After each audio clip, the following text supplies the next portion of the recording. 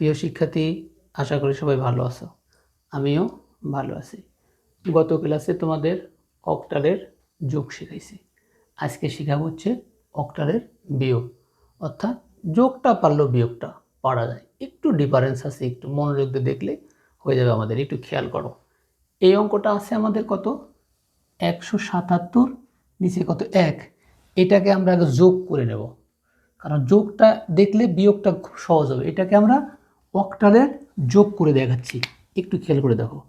এটা অক্টালের যোগ করে শিখাচ্ছে, তাহলে বিয়োগটা করতে পারলে সহজ হবে। দেখো তাহলে এখানে কত আছে 1 আর 7, তাহলে 7 আর 1 কত 8, 8 মানে 0। আমি যোগ করে দেখাচ্ছি, কিন্তু মনোযোগ দিয়ে কিন্তু আগে যোগ করতেছি আমি। হাতে কত থাকে 1, তাহলে এখানে হলো কত 1 আর 7 কত 8, বেজে বেজে মিলে গেলে কত হয় 0। হাতে কত থাকে 1, তাহলে এই 1 আর এই 1 কত হচ্ছে 2। দেখো এটা যোগ করছি আমি। এখন দেখো বিয়োগটা কিভাবে হয়, খেয়াল করে দেখো বিয়োগ।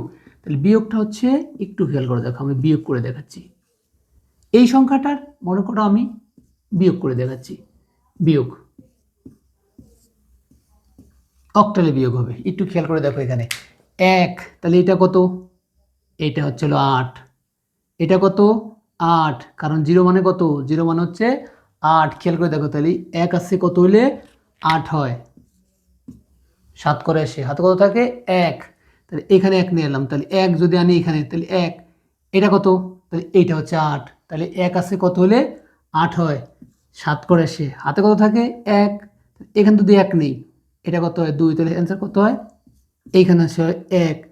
প্রিয় শিক্ষার্থী, কারণ আমি এখানে যোগটা দেখাইছি, কারণ যোগটা দেখো, যোগটা 177-এর সাথে 1 যদি যোগ করি আমাদের কত হচ্ছে 200।